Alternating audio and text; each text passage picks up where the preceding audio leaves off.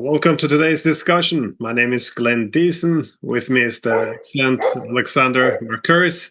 We're also joined today from Iran by Professor Seyed Mohammad Marandi. Welcome. Thank you very much for having me.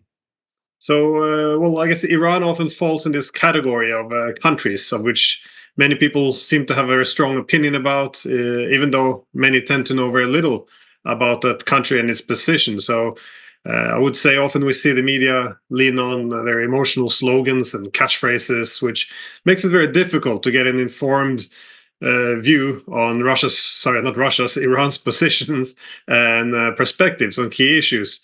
Which is why, again, we have the privilege to speak with Professor Marandi today. And yes, a prominent professor in Iran and also an advisor to the Iranian nuclear negotiations team in Vienna. I think, yeah, he would be in an excellent position to make us all a bit wiser. So, the topics we really wanted to address today is everything from Iran's efforts to improve relations with the Gulf states, its strategic partnership, an economic partnership with China and Russia, the tensions with the United States. But I guess, well, my first question to you is about the economic integration of this, massive Asian or Eurasian continent, which somewhat ties all of these topics together, because there seems to be a desire to decentralize the international economic system among all these countries on this continent to reduce dependence on the Western economies. Of course, this is to enhance prosperity, but also to prevent countries like the United States to use economic dependence as a weapon to preserve its dominant position in the international system. And I feel like Iran often takes a key role in all of this because we see these huge initiatives from, BRICS, the Shanghai Cooperation Organization. We have the Eurasian Economic Union, which is signing free trade with Iran. We have the International North-South Transportation Corridor, again, Iran being there at the center.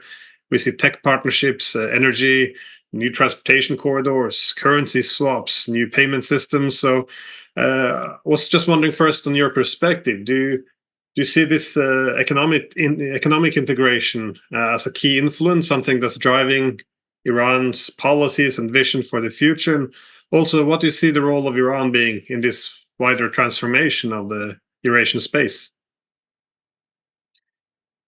You're absolutely correct. The events that we're seeing today, the economic integration that is gradually taking place across Asia is profound. It has been going on for a while. The Chinese Belt and Road Initiative has uh, been pursued for a decade now. Uh, the whole idea came from an article written by Professor Wang Jisoo at Beijing University.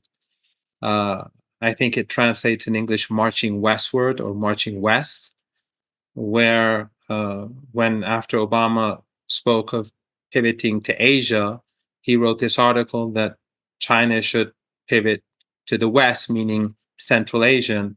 After that, the Belt and Road Initiative uh, became Chinese government policy. And now, especially, I think, after the war in Ukraine, many of these changes have been uh, taking place at a much more rapid pace. In the past, Iran was, of course, sanctioned. Um, it was very difficult for Iran, and it was very difficult to convince countries like China or Russia and others to break away from the Western financial institutions because, of course, Iran is not a huge economic player. It was important, it continues to be important, but it wasn't an economic powerhouse. So the incentive for China and others to uh, do something that could anger the Americans was limited. So countries would cooperate with Iran, but they would be very careful. even the Belt and Road Initiative, that China was pursuing it when it came to Iran, even though Iran was a part of the Belt and Road Initiative, less work was done because the Chinese were cautious. But I believe that after the war in Ukraine began, things changed much more rapidly. First of all, we had a new administration in Tehran. President Raisi is different from the previous president, President Rouhani. President Rouhani, I would argue, looked more to the West. I wouldn't say President Raisi looks to the East, but I think President Raisi looks to a policy of Asian integration. And so the war in Ukraine coincided with this new administration in Tehran coming to power. I was in Vienna, of course, during the negotiations when the war began. And I think even then, I could see how things were changing when I was having discussions with certain colleagues from Europe or journalists in Europe. You could already see how the future would be very different from the past. So after the war in Ukraine began, Russia changed. The situation in Russia changed dramatically. Russia became, like Iran, sanctioned, and it turned to Iran for help in with regards to dealing with sanctions. But also, as you pointed out, the development of the north-south corridor between Iran and Russia became much more important, and much more a sense of urgency uh, existed with regards to its development, because Russia wanted to have alternative routes for trade. It both wanted to be able to trade with Iran, but also through Iran, trade in the Persian Gulf, and then use the Persian Gulf and to trade with India, Africa, and Chinese ports, and other countries across the world. And of course, the North South corridor provided Iran with an opportunity to have access to Russia uh, and the North Caucasus and Central Asia. So, integration between Iran and Russia, economic integration and greater military and political cooperation, uh, grew very fast. Simultaneously, I would argue that the Chinese felt that now that it was both Iran and Russia, they needed to rethink many of their policies, because after Iran and Russia, it would be China that's targeted. And China was, of course, being targeted by the United States, especially during the Trump years. During Obama, it began, but during the Trump years, the economic warfare between the two countries expanded. So China began to change its policies towards both Iran and Russia. And that increased the pace of integration. The Belt and Road Initiative uh, became more important. The Iran-Chinese relationship, the Iran-Russian relationship. So for Iran, suddenly these connections, connecting North and South, East and West through Iran, became a priority for the current administration. And right now, the government is developing the roads and rails and the shipping at a much faster pace than before.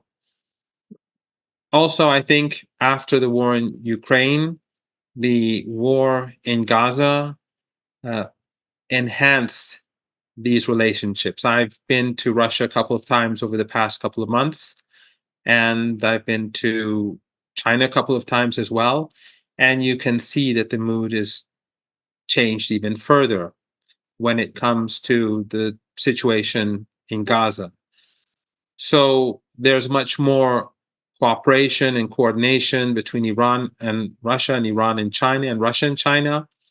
And of course, I think the Russians and the Chinese appreciate the fact that Iran has a very large sphere of influence. It has allies in Yemen, in Lebanon, in Syria, in Iraq. And in Afghanistan, it has significant influence. And of course, the Persian Gulf is right beside Iran, and that is where much of the world's energy comes from. So uh, you are absolutely correct. I think that this integration is speeding up, and we saw it when Iran became a part of the Shanghai Cooperation Organization. It was manifested there, and again more recently when Iran joined BRICS. I think again it showed that these countries, the core or the countries that set up BRICS, that they appreciated the role that Iran plays and that the role that Iran can play in future. So I think that it's very fair to say that while Asian integration or South South cooperation has been increasingly discussed over the past couple of decades, but I think it's really US policy that has pushed things in this direction so fast. The events that we've seen over the past couple of years have brought about dramatic change, and Iran has benefited a lot from this. Of course, it's sad to say that in a way because the war in Ukraine is a tragedy and the events in Gaza are heartbreaking. But that aside, the tide has turned and the Iranians have broken out of isolation. Relations with regional countries have improved significantly, especially with Saudi Arabia. And the Iranians and the Saudis were negotiating for 3 years to reestablish ties, but there was always a sticking point when the Chinese were asked by the Saudis to mediate, and the Iranians subsequently accepted. The two sides spoke in Beijing, and the Saudis put aside that precondition, and ties were restored. So now Iran's relations with countries across Asia have improved significantly, but also in West Asia, the tensions have decreased. So I would say that a lot of this is due to US policy, due to European policy, due to Israeli policies, and that they have actually brought countries closer to one another, countries that they would have rather kept apart. Mm. If I could ask about a little bit about the mood in amongst policymakers and about people in Iran, because as we've previously discussed on other occasions, I mean, Iran is witnessing this year an extraordinary change, almost a year of miracles. You've talked about the rapprochement with Saudi Arabia, which I think still took an awful lot of people by surprise. We've had this close convergence with the Russians. We've had a big arms deal with the Russians of a kind that the Russians, I can remember Alexander Fomin, the deputy defense minister of Russia, reassuring the Israelis that an arms deal of this nature between Russia and Iran would never happen. And yet here we see it, it has happened. China's developing its relations. You now have, I believe, a free trade agreement coming up with the Russians, coming up for signature in a few weeks. And of course, the Chinese and the Russians are closely integrated with each other.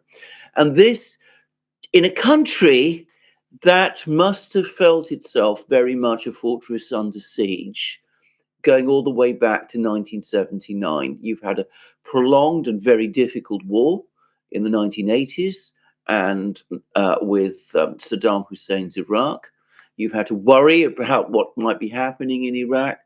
You've had all the various threats of attacks from Israel, from the United States that have happened on many occasions.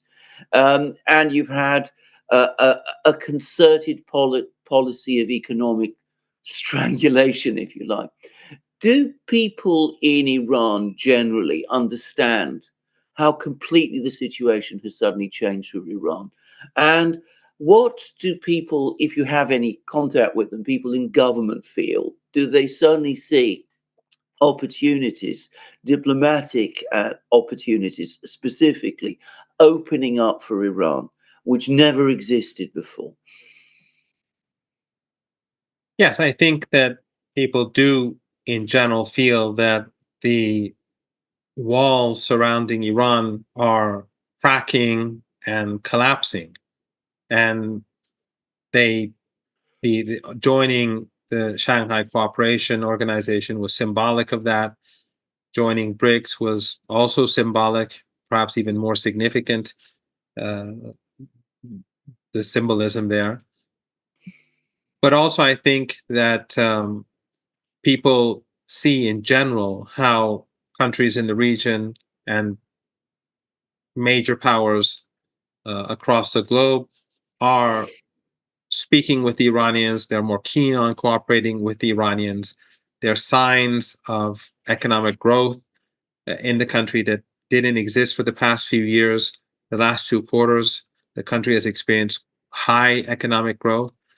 But at the same time, life is still difficult for most ordinary Iranians. The sanctions over the last decade have made life much more difficult than before. Although I think that if someone from outside comes to Iran or visits Tehran or any other city, they would be very surprised uh, by the fact that it's uh, very developed, that it's very modern. But when you live in Tehran and you, as a government employee or uh, ordinary people, for many, it's difficult to make ends meet, largely due to the sanctions. So we're still not, or I think most people still are not seeing the benefits of the current situation. But if it continues, I think that within a year or two, things will begin to become easier for people. And we are already seeing investors coming in from China and Russia into the country, but in particular China, who are keen on investing in the country. So there are these changes taking place. I think that government officials do appreciate what is going on because they are more deeply involved on a day-to-day basis with the changes that are taking place across the region.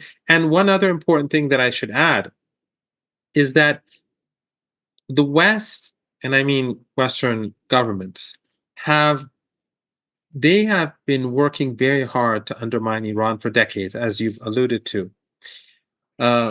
They have a huge media apparatus in Persian, many TV channels, many Telegram channels. They have many thousands of people who are working on Iran, just in media and working against Iran.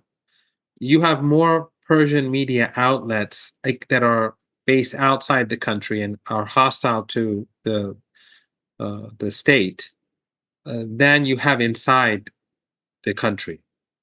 You know, BBC, VOA, Iran International. There are many, and then, as I said, there are many online platforms as well. And there's also a cyber army that is where thousands of people are working in Albania 24 hours a day against Iran, and the list goes on. You have terrorist organizations such as the MEK and the monarchists and certain Kurdish groups funded by the West alongside Iran's borders with Iraq or alongside the no man's land in Pakistan near the Iranian border that are constantly either carrying out terror attacks or trying to create unrest inside the country. So, and I think it is unique. Russia and China don't have this huge anti-Russian or anti-Chinese media apparatus, not because they're not as important, but it's with Iran, it started a long time ago. The antagonism towards Russia is more recent. It is, it is huge now, but 10 years with Iran, this began 20, 30 years ago. And now I think that it's beginning to decrease the funding because one of the key TV channels that's anti-Iran is shutting down. So I think they're probably redirecting funding towards bigger fish. But in any case, this onslaught, this psychological warfare against Iranians has been going on for many years. So on the one hand, they strangle Iranians through sanctions. They threaten Iranians with military attacks. All options are on the table. And then you have this constant media attack on Iranians, where people are told day and night how miserable they are, how this is the worst country in the world, so this has been going on for a very long time. And there is a class of Iranians, let's say a pro-Western liberal class, that have been influenced by the West and influenced by this media. I have some of my students, some colleagues at university, they're very hostile or very critical of the state. I mean, the state institutions, and often very pro-West. And because they've been under the influence of these media outlets, and also the problems that exist in Iran, uh, incompetence, corruption, just like everywhere else, but largely because of the influence of this Western media. But as a result of the war in Gaza and the role that Western countries have been playing in this genocide and blocking a ceasefire or aiding the Israeli regime, the West has really destroyed its image among that class of Iranians that they were always counting on. So the the the the on the one hand, I think it's fair to say that these walls surrounding Iran are crumbling slowly or gradually. But on the other hand, I think that the damage that the West has done to itself in the eyes of Iranians, and I'm sure this is not just true about Iranians, I think this is true about across the globe. You know, let me give you a good example. Whenever the Iranians and the Chinese, or the Iranians and the Russians, want to agree on something, you have this huge online assault on that agreement, on the meeting between the two presidents, whether it's Iran and China or Iran and Russia, as examples, and how this is, this is going to hurt Iranian interests. This is terrible. Russia is the enemy. China is the enemy. And so you have a segment of Iranians, and then, for example, they say the Russians are doing this in Ukraine and the Chinese are doing that to their Muslims. But now, regardless of whether any of that is true or not, but now people are seeing day and night what's going on in Gaza. So U.S. soft power has been, in my opinion, demolished. And I think that is something that is not easy to put a number on, or let's say to calculate its significance. But I think it is going to create great harm to American interests in the months and years ahead across the globe, and in particular in our region, because I'm absolutely certain that this is not unique to ordinary Iranians. When I was in China just last week, I was invited for a conference. I went to 3 different cities.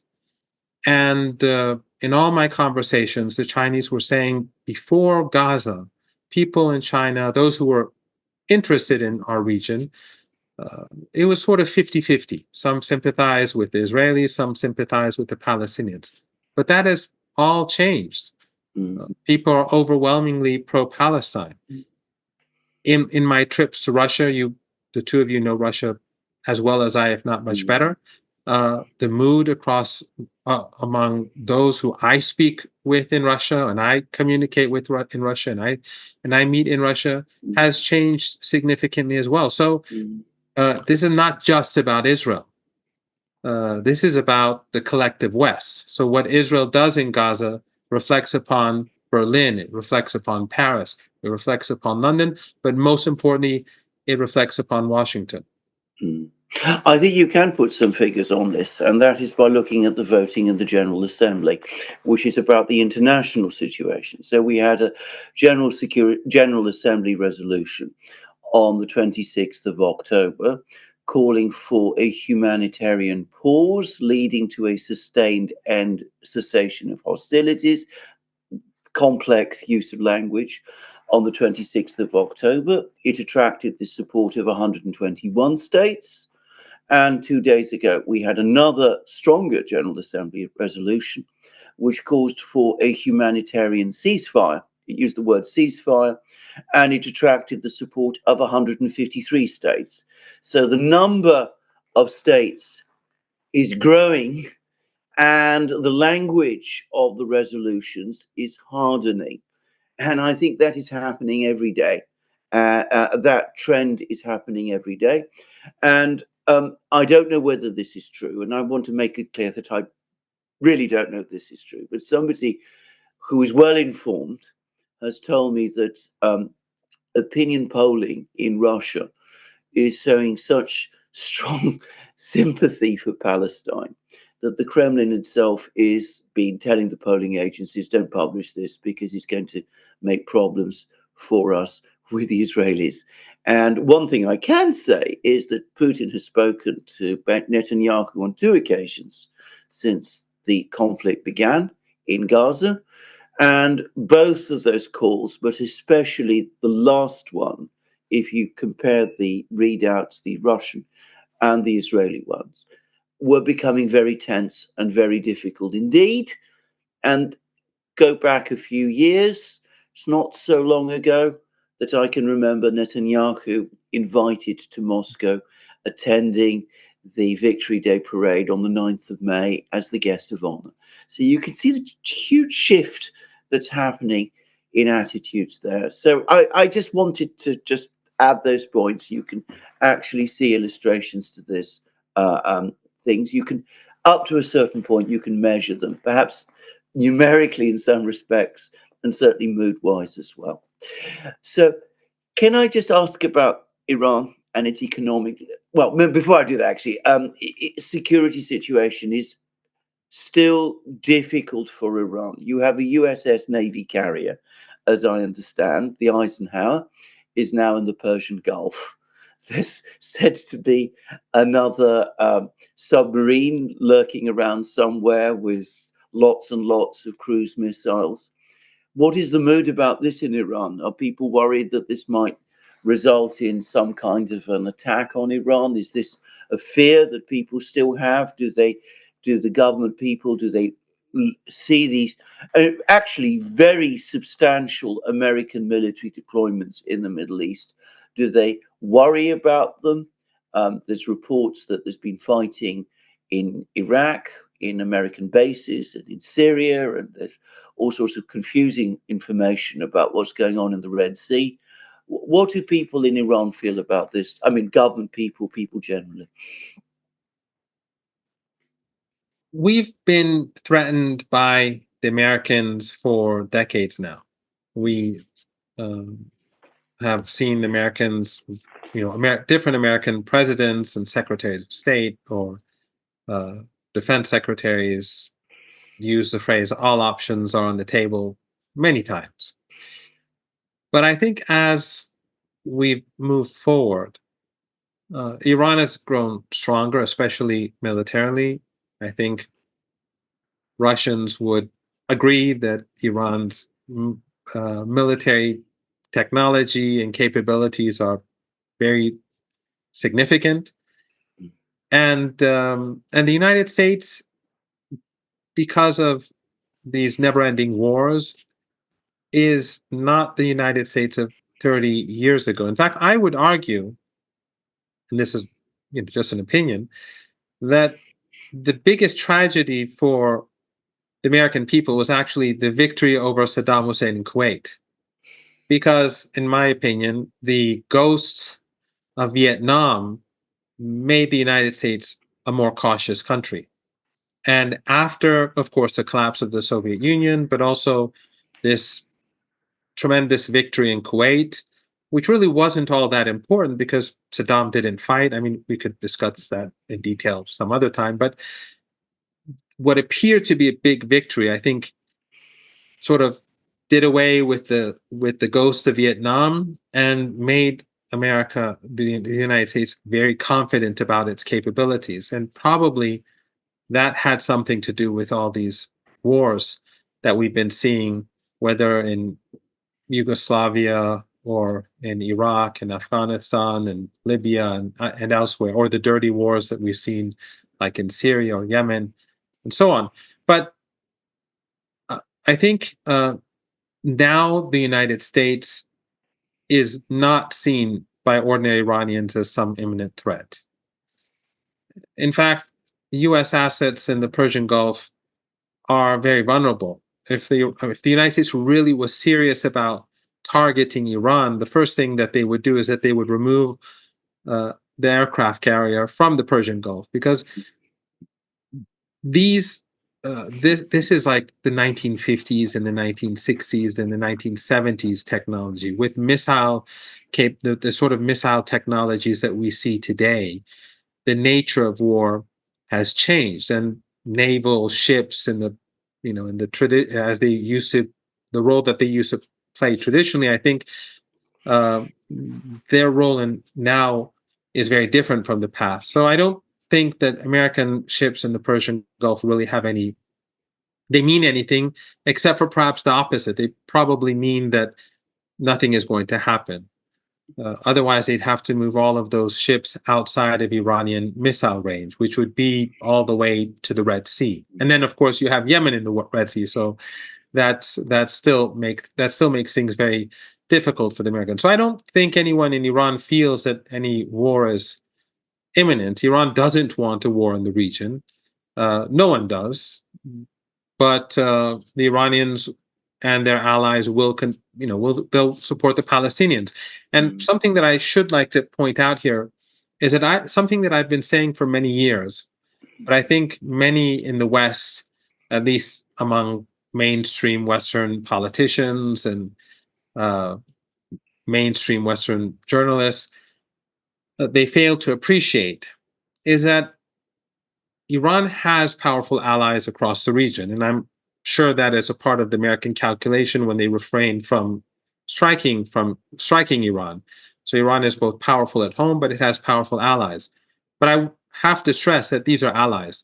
You often hear how the Ansarullah, or what the Americans and the Europeans call the Houthis, how they are in Yemen, these people in Yemen are Iranian proxies, or that Hezbollah is in the Iranian proxy, or that the Hashid or the resistance groups in Iraq, they're Iranian proxies, or Hamas and Islamic Jihad, they're Iranian proxies.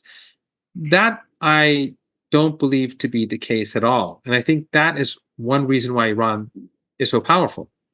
The United States and many of its friends in the region, they do have a history of using proxies. But in the case of Iran, these are close relationships. These are allies. Iran doesn't tell Sana'a what to do. It doesn't tell Hezbollah in Lebanon what to do. It doesn't tell its allies in Iraq what to do. And that's why I think the Americans made a major miscalculation when they thought that by sanctioning Iran, the resistance across the region would collapse because they would have a shortage of funding. I think they really misunderstood the nature of the relationship. First of all, the amount of money spent in the region is really almost nothing compared to the amount of money that the United States and its allies spend. But more importantly, is the fact that there's a bond that exists between these groups and organizations, and in the case of Yemen, it's effectively a government that brings them close together. And therefore, you see that, for example, Sana'a, or Yemen, is actively fighting alongside the Gazans, or Hezbollah is fighting in the north to keep part of the Israeli army in the north so that they cannot be used in Gaza. So this is a sort of, I would say, a bond that exists. These are allies and not proxies. If they were proxies, I think the Americans would have had it wouldn't have been very difficult for the Americans to tear this network apart. I wanted sorry. No, I just want to ask quickly on the relationship between the evolving relationship between Iran and Russia, because I guess unlike Iran and China, the history of Russia and Iran has been burdened with more problems in its path, mutual conflicts. But you also mentioned before, after America said it would pivot to Asia to contain China, that's when the Chinese began to march west. But the year after, in 2014, when the West supported the coup in Ukraine, that's effectively when the Russians began to march east. They decided then that Europe didn't work anymore, that they had to connect their economy closer with Asia instead. So similar ideas as what the Chinese had, and of course, I see similar ideas, of course, being prevalent in Iran. That modernization and economy can't depend on the West, obviously, given the history of sanctions. But for the Russians, this meant when they started to look east instead of west, that suddenly the relationship with Iran had a very different role. Suddenly, it's not something you can trade away. It became, a key core or a pillar of this greater Eurasian partnership they had envisioned, because you can't build greater Eurasia without Iran. So suddenly they went from being, almost peripheral to being one of its main partners. So when they intervened in Syria to prevent the regime change there, then of course they partnered up with Iran, and this had a limited purpose. And I remember in Moscow, many people were speaking about how the objective should be to convert this very limited cooperation in Syria with Iran to something wider, something more strategic, encompass a wider area of interest, to make sure that interests are harmonized and deal with the areas where they do not harmonize. But I was just wondering, I kind of seen it from the Russian perspective. I was just wondering, what is the views in Iran? Is this still a relation with Russia? Is it still something that's a bit divisive in society, among government? Is there some worry about too much economic dependence on the Russians, the military cooperation? Is this what are the thoughts around these topics? Yes, you're absolutely correct. Iran and Russia do have a history, and there has always been sensitivity towards or with regards to the Iran-Russian relationship, and that Western media apparatus that I was speaking about earlier puts a lot of focus on this. It constantly reminds people about Russia's role in the past in Iran. Of course, it's ironic that most of these media outlets are based in London, and the British, their activities in Iran were not exactly benign. And they are right now among, these are the countries that are sanctioning Iran. But still, they do constantly try to play upon these fault lines and to create as much division as possible and to impede progress in the relationship between Iran and Russia. And I would say that the Iranians and the Russians have a long way to go still to create greater understanding between the two peoples. We don't have, for example, a Russian TV channel in Iran that is directed towards a Russian-speaking audience. The Russians don't have a Persian language TV network that explains Russia to Iranians, whereas the BBC, VOA, and Deutsche Welle, the French, they all have, as I said, they spend a lot of resources on this. So there's a lot that the two have to do, and also they have to be careful about the past and how to deal with that history that existed. But I think you're also absolutely correct that things I think changed in phases. I think the collapse of the Soviet Union changed the nature of the relationship because the Soviet Union was always seen as a threat. It was our borders to the north. It was the Soviet Union, what is now Armenia, Azerbaijan, the Caspian, of course, and Turkmenistan. This was all the Soviet Union. So our neighbor to the north was the Soviet Union and no one else. When the Soviet Union collapsed, I think that sense of fear or concern that existed, it was swept away. And the relationship began to grow but very slowly because Russia itself was in crisis. And then when Russia began to rebuild itself, especially over the last couple of decades, I think its focus was largely on the West. And the same is true, I think, with Iran. The Iranians were still, we were still in a different world back then. The Iranians were trying to rebuild or, try to preserve their relations with the West.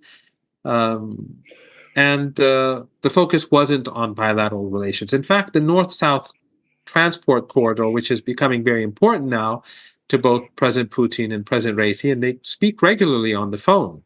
They speak every few, 3-4 weeks with each other on the phone, and they meet regularly as well. A lot of the conversation, a lot of the discussion is about the North-South corridor. But this was actually something that the two sides agreed upon a long time ago, but it wasn't really pursued. I'm not sure if it's mostly the fault of Iran or Russia. I think it's probably Iran's fault more than Russia's.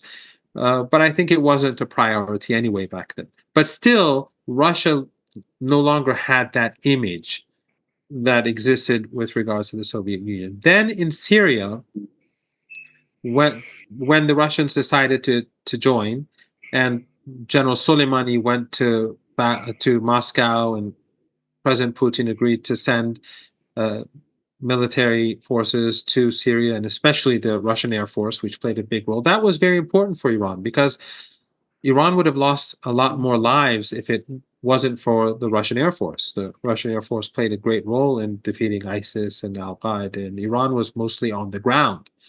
And, so if it wasn't for the Russian Air Force, I think we would have had a lot more people sacrificed to defeat ISIS and Al-Qaeda. But more importantly, in the long run, is the fact that the two armed forces began to mingle. They began to know each other better. They began to cooperate with each other. They'd help each other. They'd save each other, their soldiers under circumstances.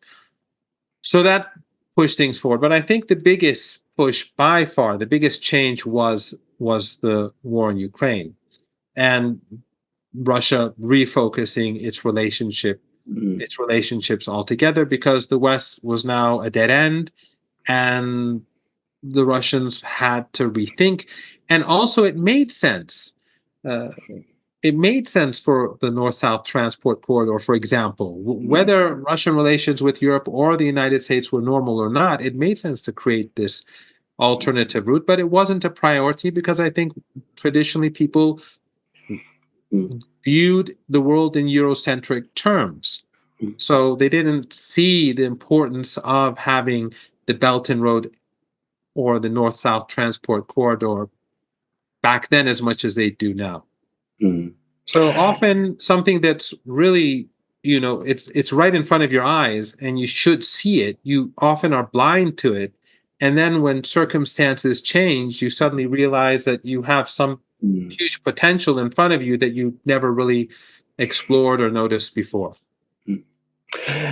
Can I just add a little historical context to some of the points made, which is that, of course, talking about Iranian relations with Russia, the problems in them, it might just be worth pointing out to some of our viewers that in 1907, Iran was actually divided into spheres of influence by the British and the Russians. They actually, said, this is country where Russians are going to have the north and the British will have the south. So, and there's been many wars before that in the 18th and 19th century between Iran and Russia. And at the time of the Tehran Conference in 1943, of course, there were Soviet troops and British troops in Tehran. So, there is a very long and very complex relationship between Iran. So, for example, there's a very famous photo of the President of the United States, the President of Russia, and the Prime Minister of England during the Second World War, Roosevelt, Churchill, and Stalin in Tehran. But when they came to Tehran, they ignored the Shah of Iran. He wasn't even invited to the meeting or even invited to have a photo opportunity with them.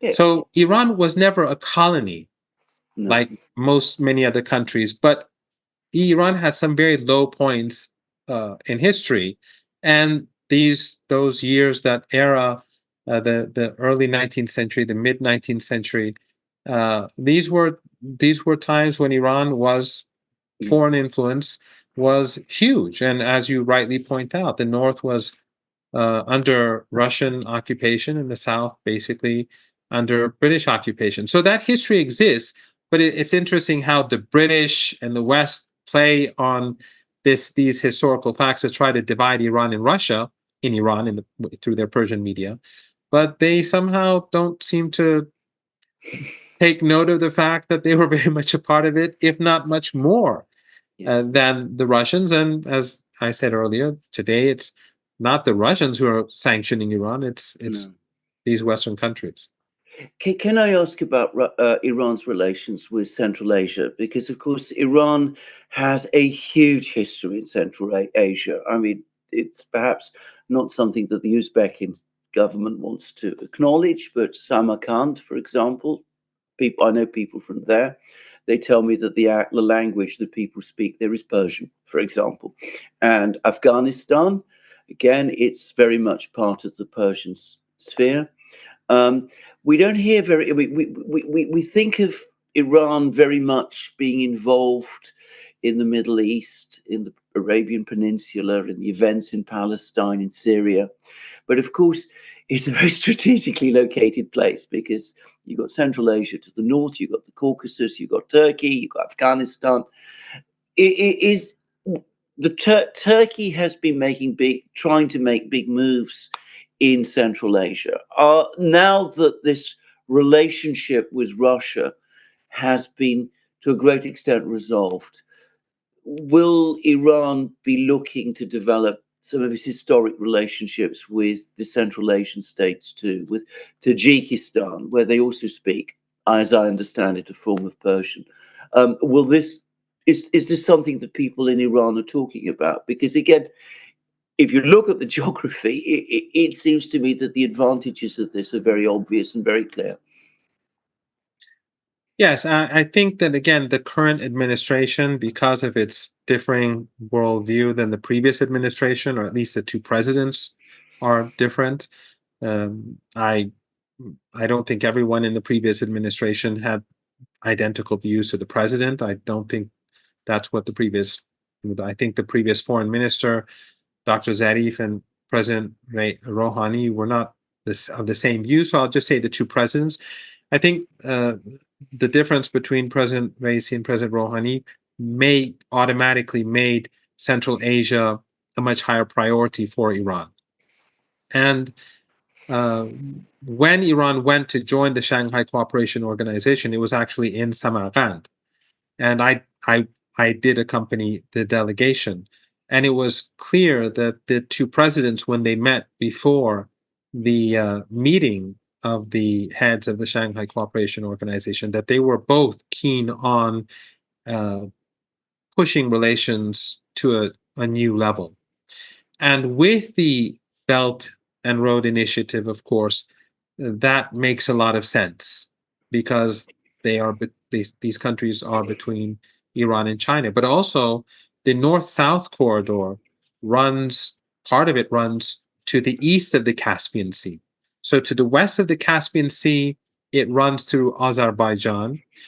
It also runs through the Caspian Sea from Russian port to an Iranian port.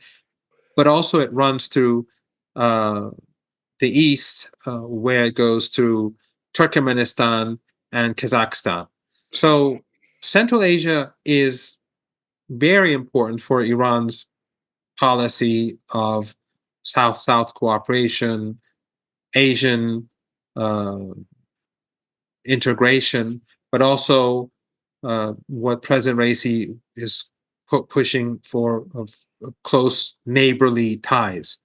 So it has changed. I think Turkey's influence in Central Asia is limited because the language isn't the same. They have their own languages. Some do speak Persian. Some speak a type of Turkish, which is not the same as Istanbul. Actually, in Uzbekistan, the Turkish language is much closer to our Azeri language. My family name Marandi is means from Marand. Marand is an Azeri city in Iran.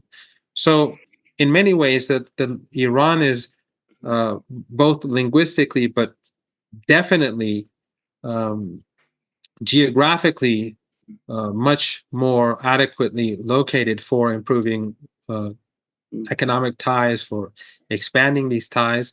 And I think that this is something that is happening. Turkmenistan has huge gas resources, and the Iranians and the Russians want to create a sort of triangle between these countries so that they can work together on the gas market, and then maybe with also Qatar later on, although Qatar is a bit different.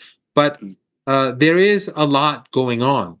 And since Russia is now sanctioned and Iran is sanctioned, the incentive for Central Asian countries to work with Iran is greater, because these alternative means of business is no longer something that has to do with Iran and Central Asia. It's also Central Asia and Russia. And as I said, the same, just like in the case of China, where they're starting to rethink how to do business to protect themselves from Western sanctions or financial institutions or SWIFT and so on. This is also happening with all of Iran's partners, especially those partners that have a lot of business to do with both Iran and Russia. So things are changing fast, but there's still a very long way to go. I think Iran has not been successful in developing trade relations in the past. Iran has a very big bureaucracy, a very burdensome. It creates a burden, I think, often, and prevents investment and trade. But that is changing. That is gradually changing. We are seeing serious Chinese investors coming to the country. We are seeing tariffs, as at the beginning of the program, I think Glenn alluded to. Tariffs are going to fall for many of the goods between Iran and Russia, Armenia, and other countries in Central Asia. So things are changing. It's not as fast as I would like, but things are changing pretty fast. And again, a lot of this has to do with the stupidity of the policies of the United States and Europe. If I would be able to name the number one reason why all these changes are taking place, I would say it is the policies of the United States. Bureaucratization in economies is often a consequence of the fact that economies are under intense external pressure. Yes, it means that the government has to control the economies, and that causes them to develop bureaucracies in order to do this. So if trade opens up, bureaucratization sometimes ends. Can I just ask you to talk a bit about Iran's economy itself? Because a lot of people, I think, are not familiar with realities about Iran. You mentioned the fact that if people come to Iran, they're struck by what an advanced and modern country it is. Now, I've never been to Iran myself, but I've actually had many discussions with many people who have done, Westerners, and they have all made precisely that observation to me, that it is, in fact, it's got a very significant industrial base, in fact, an expanding industrial base. It produces a large variety of products. It's potentially agriculturally very rich. What it has lacked is not expertise and infrastructure and those kind of things. It's lacked investment more than anything else. But could you perhaps speak to that a bit? Yes. First of all, what you said about bureaucracy is absolutely correct. Iran, especially in the 1980s, had to expand the bureaucracy.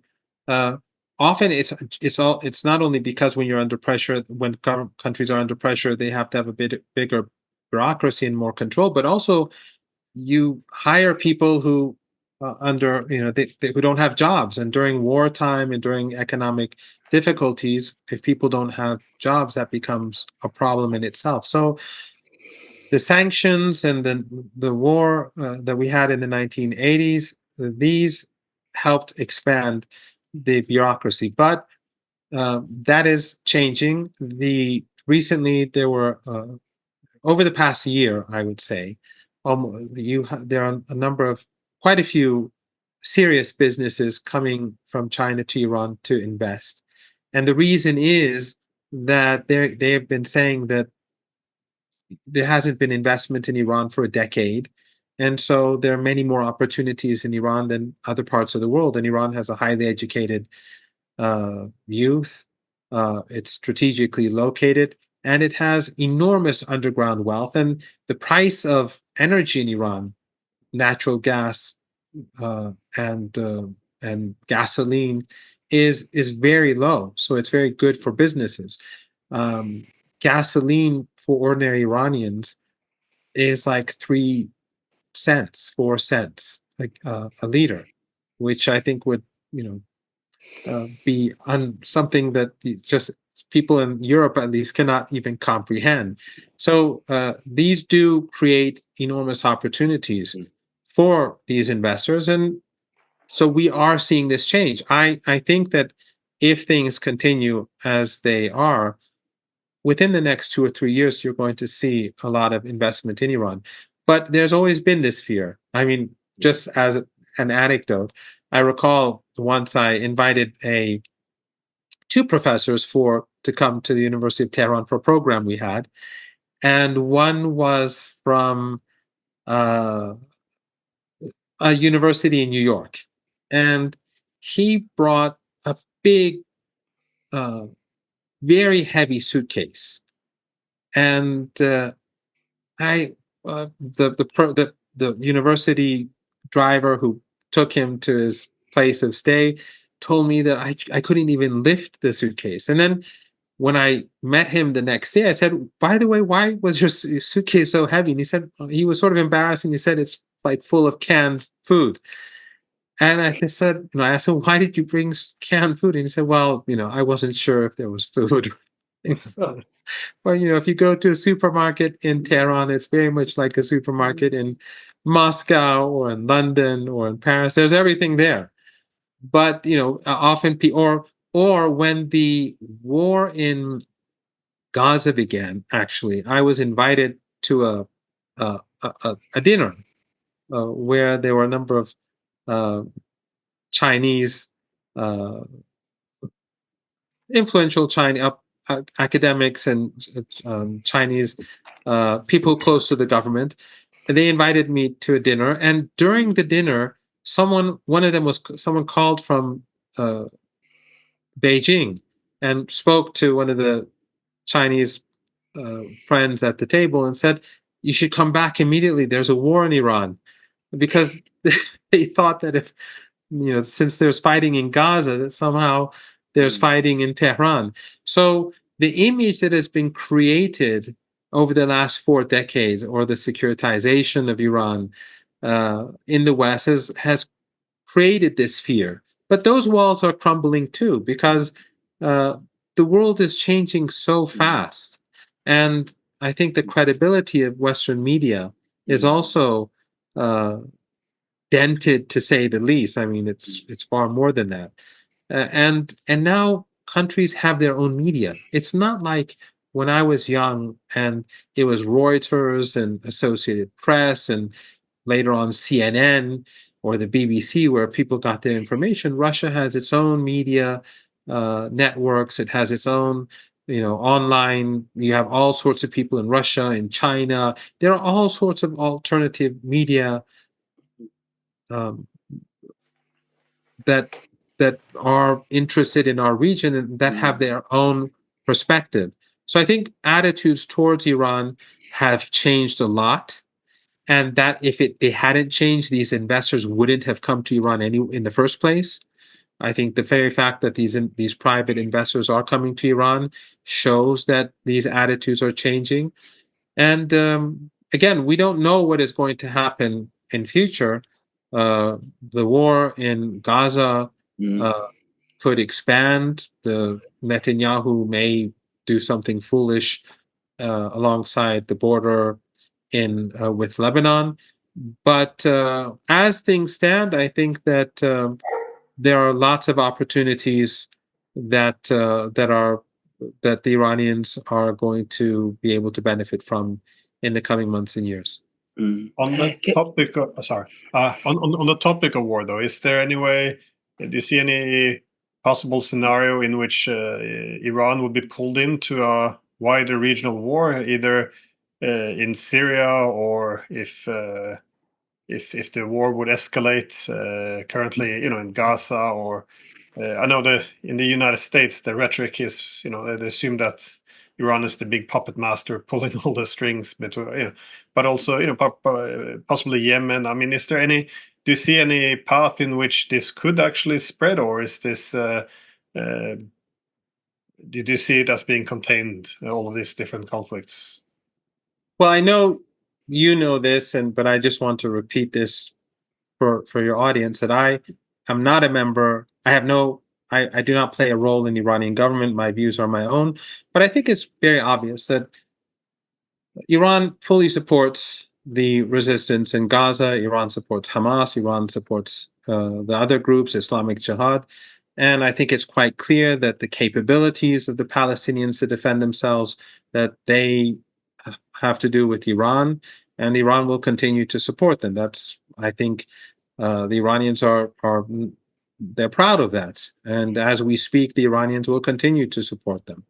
The Iranians, before the revolution itself, and during the years where there was resistance in Iran against the Shah, two key foreign policy issues for the revolutionaries, including Ayatollah Khomeini and his people especially, were apartheid South Africa and Palestine.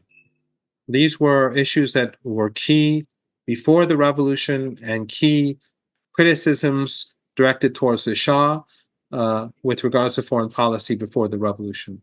So, and of course, Iran broke off ties both with Israel and with apartheid South Africa after the revolution. And after the collapse of the apartheid regime in South Africa, Iran established ties with that country and has very good ties with it. But so Iran's support for Palestine is not new, and but I don't think that, as things stand, any of the major players have a vested interest in expanding the war. Israel, of course, Netanyahu would like to expand the war, but I don't think anyone who's a decision maker in Washington wants the war to expand. Because let's imagine that it does expand. The more intense the fighting becomes, the more chances are for further developments and events that could trigger even a further expansion of the war. So let's say somehow the Americans strike Iranian targets somewhere for some reason. That would change everything altogether, because Iran would strike back. And those countries in the region, which Iran has good relations with, they host American bases. And so if the Americans attack Iran, then those countries will be seen as hosting a hostile entity. And that could lead to the destruction of their infrastructure, which would mean that there would be no more oil and gas coming from the Persian Gulf region. And I think Iran's drone and missile capabilities, and especially the fact that Iran has been preparing itself for some sort of confrontation with the United States for decades, means that there is a balance of terror. In other words, sort of like between the United States and the Soviet Union before, where there's a balance of terror, where both could destroy one another. Therefore, it made them smart enough not to do anything really stupid. I think there is a sort of balance of terror now between Iran and the United States, where both sides know that a war would be catastrophic. So both sides have a vested interest in containing the violence, but of course, Iran will continue to support Hamas, Islamic Jihad, Hezbollah, and others because Iran believes them to be legitimate resistance organizations. Remember, Hezbollah was actually, I know you know this, but I'm just saying this for some in your audience who may not know, although I know your audience is very politically aware. But Hezbollah was created during the Israeli occupation of Lebanon when they took the capital, Beirut. So it was a national resistance organization which ultimately expelled the Israeli regime from almost all of Lebanon. I say almost all of Lebanon because there's a small piece of Lebanese territory that's still occupied by the Israelis. And the same is true with Ansarullah, or in the case of Iraq, Iran's, again, this is, it's really extraordinary what American and NATO policy has done. Iran and Iraq fought 8 years of war. I was a volunteer in that war. I've been shot, I have shrapnel wounds, and I was injured twice with chemical weapons that were given to Saddam by the West. They gave him also the military intelligence to use those weapons and the political cover to get away with it. But that aside, so Iran and Iraq never had really good relations. When the Americans invaded Iraq, that relationship evolved and it became much better, something detrimental to US policy. But when the West began the dirty war in Syria, and then ISIS spilled over into Iraq, and Iraq was about to collapse, the Iranians and the Iraqis fought together against ISIS.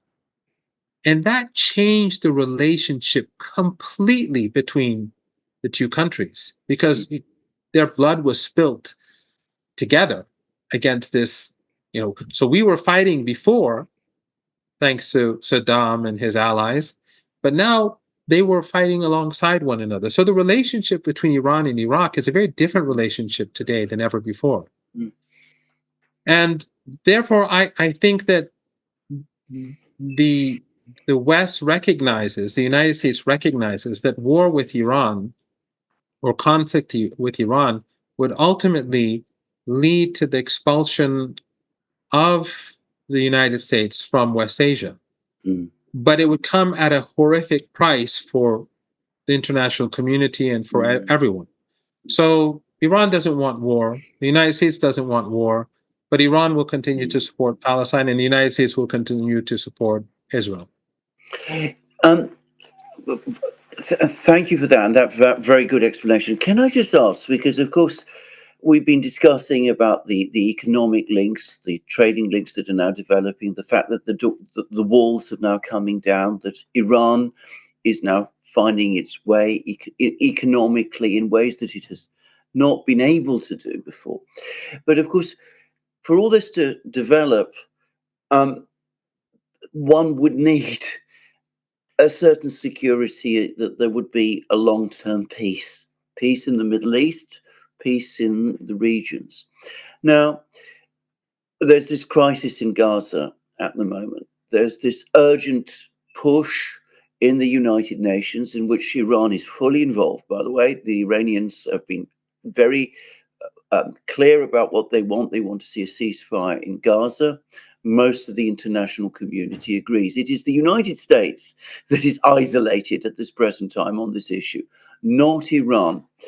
There's also, I think, a widespread sense around the world that American diplomacy has not been successful, to put it mildly, in terms of the Palestinian-Israeli issue.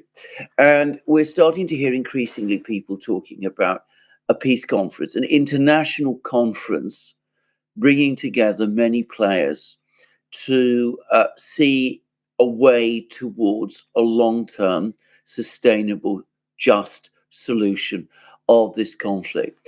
Do you think this is something that Iran might be interested in and might support?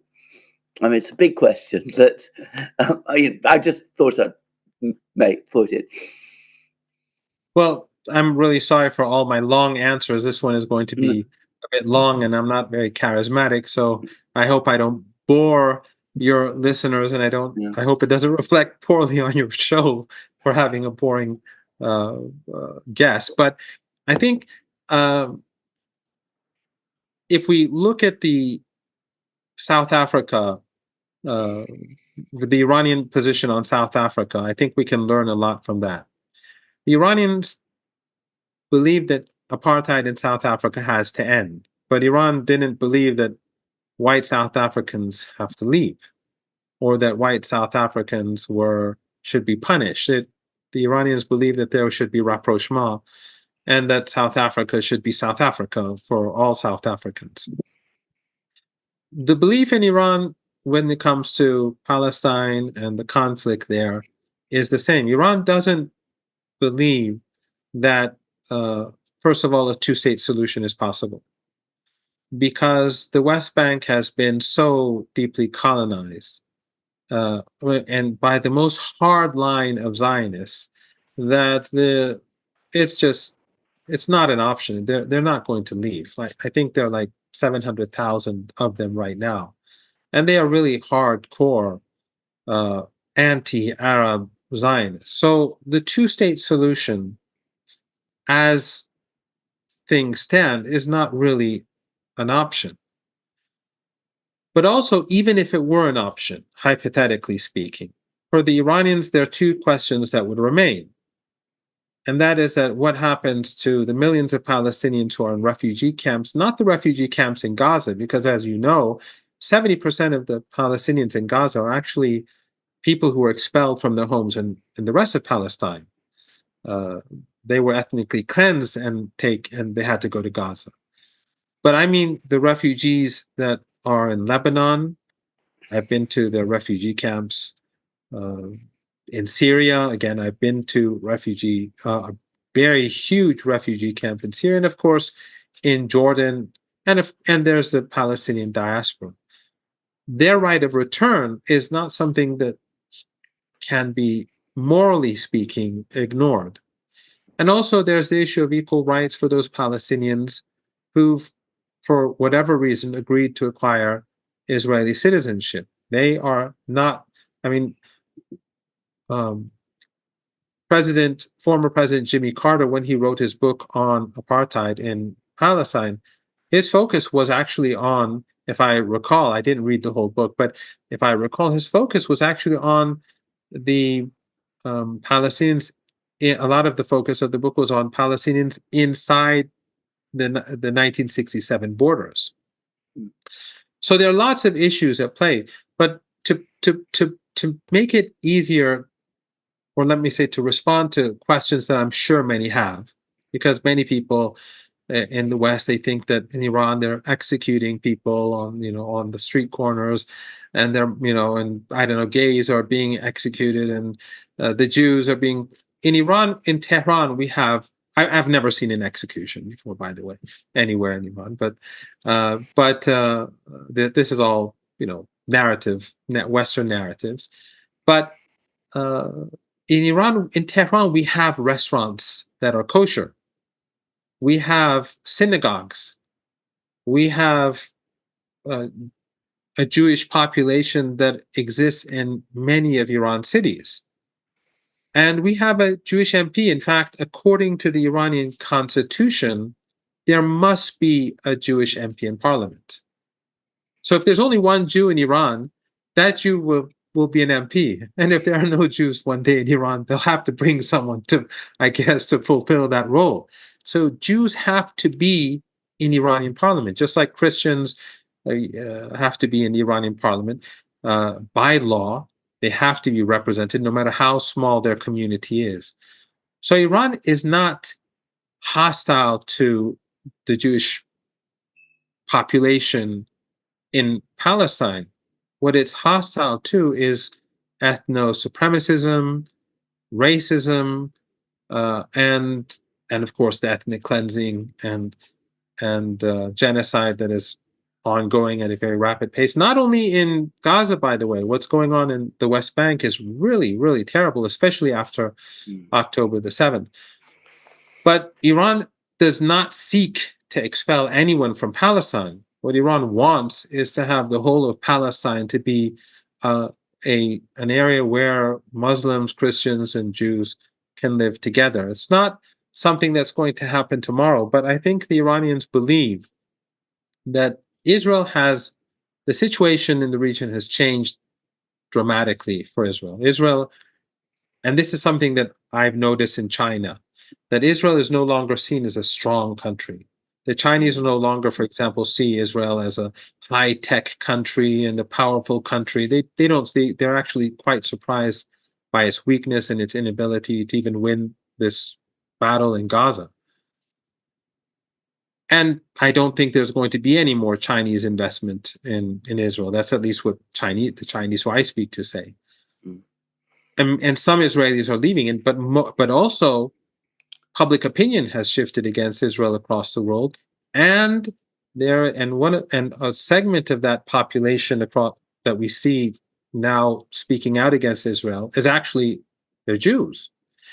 And I should stress that some of the most heroic figures who are standing up for Palestinian rights and the people of Gaza are Jews, and some of them I'm very proud to be, their friends, personal friends. But in any case, the world has shifted, and while it's impossible to predict the future, I think that it is going to be increasingly difficult for Israel in the years ahead to maintain the status quo. I think it will be impossible. So even though right now the Israeli population is totally against, they're actually very much pro-genocide from what we are hearing in the polls.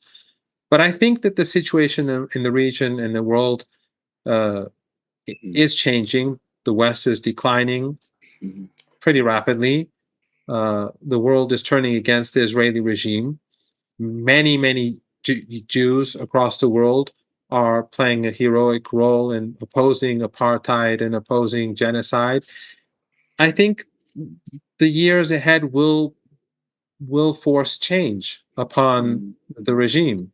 And hopefully, at the moment, I don't see the future. It's dark, and today it's very dark, what we're seeing today. But I'm optimistic that ultimately our region will see peace.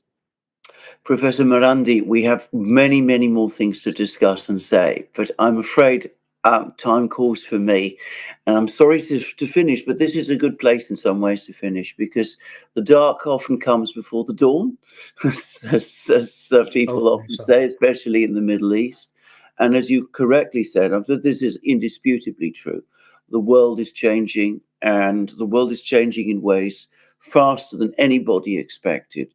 And one point I should say, I would actually like to push back on a little, because you spoke about Iran, or the changes around Iran having benefited from changes that have happened around the world. But one mustn't underestimate as well the role that the Iranians themselves have played, the fact that they've done their outreach, that they've conducted their diplomacy, that they've met and spoken with the Russians, they've met and spoken with the Chinese, they've been active in all sorts of places, putting their case. And I think that Iran has a significant role to play in the future, in the Middle East, in Central Asia, in Eurasia, and in other things. And no doubt we'll be talking about all those things again. So on my part, I just have to say, I have to go, and I have to say thank you for your wonderful program. Thank you, Alexander. I agree completely. I think that Iran has capitalized very cleverly when it comes to the mistakes made by a far more powerful United States. It's sort of a battle between David and Goliath.